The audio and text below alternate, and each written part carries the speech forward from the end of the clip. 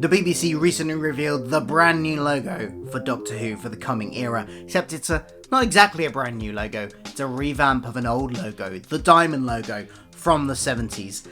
The Tom Baker logo, if you will, although technically it did start with John Pertwee for one season, but most commonly associated with Tom Baker, and also very much has an association through merchandise throughout the whole history of Doctor Who, right up until the sort of mid-90s. They were still using variations on the Diamond logo right into like on VHS box sets and various other merchandise. So over the years there's been a few variations on this Diamond logo, and seeing as we're going back to it, I thought now would be a great time to rank those variations, or at least a few of them. I've probably missed some, let me know if I have, but I've got 6 for you now that I am going to rank in my own preferential order.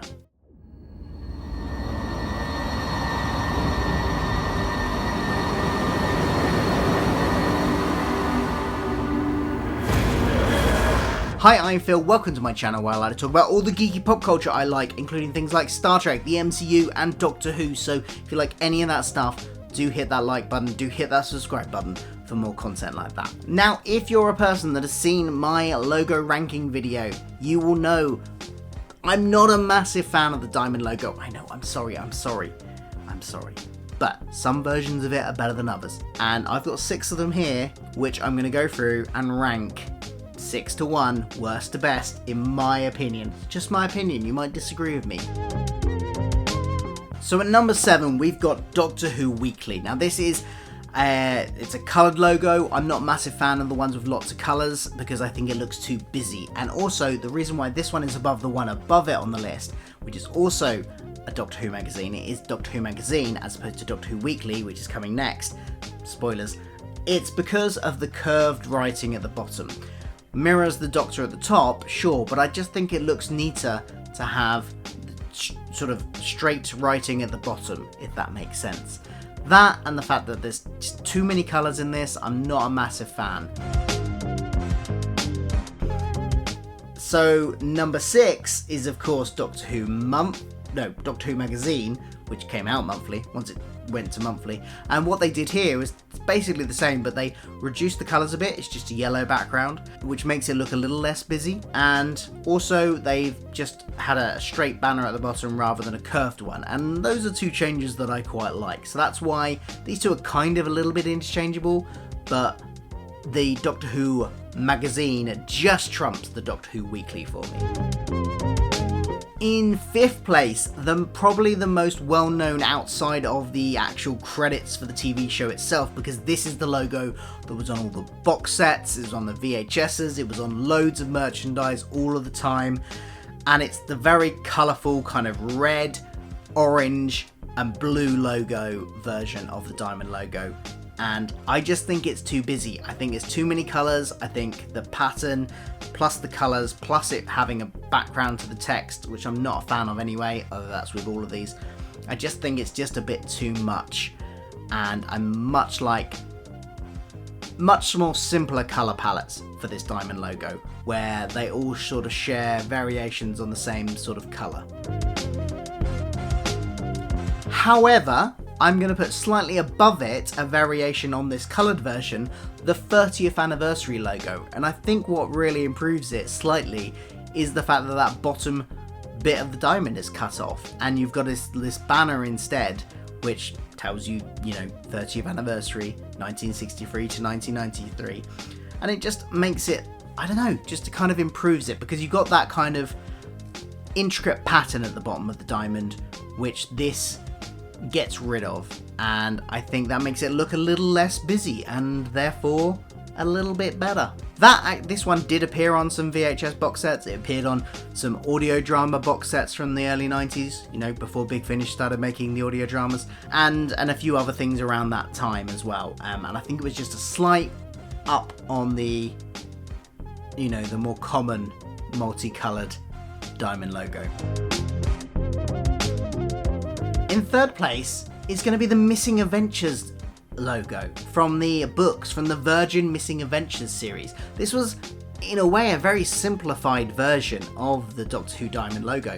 Got rid of all the patterning on the diamond itself, and we've just got a kind of solid metal looking diamond. It's got a kind of chrome effect on it, which I think looks a bit dated now, but I think at the time it probably made it look quite modern and sleek. Same with the writing, it's in the same kind of style there, and it's very simplified down logo, and I quite like that. I like the fact that the diamond is just a solid block of chrome basically, and it hasn't got any patterns on it. That looks quite good for this version of the logo. In second place, we've got the original TV credits version. This is all blue, which I think really helps make it slightly less busy than a lot of the other ones later on down the list, where you've got the multiple colours or the brighter colours and the pattern really shines through. This is, you know, it's all blue, and it's, you know, various shades of blue. It's still quite flat, but it's blue, and I think that really helps. It does sometimes, in some contexts, look a bit dull and dark, but, you know, I think out of all of the ones that have appeared up until now, this was the best, the one that we saw in the TV show in the credits. However, we have a new logo, a new diamond logo, and to my mind it is the best. In number one, we've got the brand new diamond logo. What I like about this is it's kept the all blue colour scheme of the original TV version of the scheme of the diamond, and still got the patterning on, but the patterning, while I never really liked it before, and I'm still iffy on it a bit, what I really like is it does here is it looks layered. It doesn't look like it's just a drawn or etched thing on a flat surface. It's got depth. It looks like it's, you know, different heights, and it looks like a really cool 3D logo now. And I think they could, I'm interested to see how they implement it in the TV series itself. Is it just going to come on as one solidly made thing? Or could they maybe even have it forming with different layers, forming on top of each other, or interlocking and moving around? I don't know, something like that would be really interesting to see. So even though the diamond logo isn't my favourite logo, it makes sense for this coming year, as I've said before, because it's the diamond anniversary, and I think they've really done the best they can with it for this latest version. It looks sleek, it looks nice, the colour is, you know, there's not loads of colours in there. They've emphasised the who a bit with a bit of an outline, and that's fine, I think that works. But the depth of it, the colour is rich and striking, and it stands out a lot more than any of the ones have done before. So this new diamond logo definitely takes the top spot. What do you think of the diamond logo in general, and which of these are your favourites? Is there any you really don't like? Which ones do you really like?